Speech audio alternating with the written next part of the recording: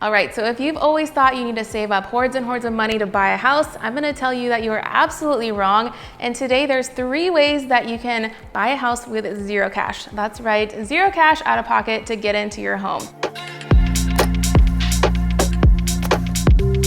So the first way is gonna be a seller buy down or a seller credit. And so let's say you get your offer accepted. The first thing that you're gonna need is $1,000 of earnest deposit. So you will need $1,000 that you're gonna transfer to the title company, but then you can ask for that to be credited back to you. So that doesn't technically count as money down. And then the next thing you're gonna do is your appraisal. And so the appraisal can actually be wrapped into your loan with just a slightly bump in interest rate, which is gonna mean, again, you don't have to pay for that. And then we have your home inspection, which is about $500 to $600. You can put that on your credit card, so no cash needed there. And then really we're just gonna over ask. So essentially on a $500,000 home, let's say we are doing an FHA loan, meaning you're a first time buyer with 5% down. It's listed for $500,000 and we're gonna offer $530,000. And you're wondering, Marina, why would I offer over asking in a market like this? It's because you can get that $30,000 back to you to cover your 5%, which is $25,000, plus an additional 1% of the purchase price, which is gonna cover your closing costs, which is about another $5,000. So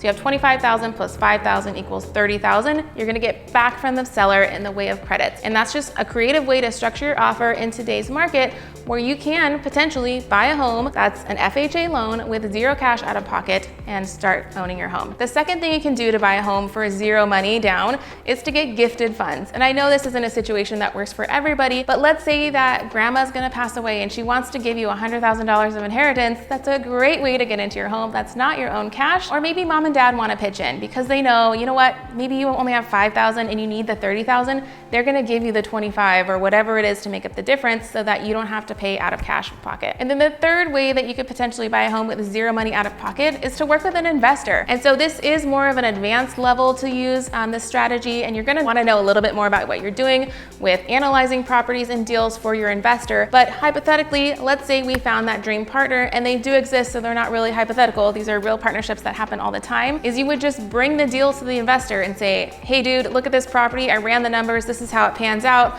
I'd like to offer on it. And they're gonna give you the money that you need to get into the property. And then eventually you'll take over the mortgage with that renter's income. So you're not really having to put anything down in order to get access to owning a property with that partnership. All right, so that was it. Those are the top 3 things you can do. I really just wanted to myth bust this one for you guys because I get a lot of scuff on social media where people are saying, oh, Marina, I'm never gonna be able to afford a home. I can't possibly provide 20% down. The truth is you don't need 20% down. There are so many creative loan programs out there. And really that's what happens through the pre-approval process. So you're gonna work with a lender, they're gonna look at your credit score and then hopefully a little bit of savings in the bank because we do want you to have your emergency fund. We're not saying go balls to the wall and have no cash and buy a home. That's not a financially responsible thing. And the bank probably isn't gonna loan you money anyways if you have $0 in your checking account. But let's say you are set up and you just don't wanna put your cash into the home yet. You wanna use it for something else, or you have a baby coming, so you need to put that money towards your delivery, but you still want to buy. There are so many creative ways you can put a loan to work for you and now negotiating on your behalf. We are officially in a buyer's market and have been in one for the last couple months. And I think we're gonna be in one for the foreseeable future and the next year to come.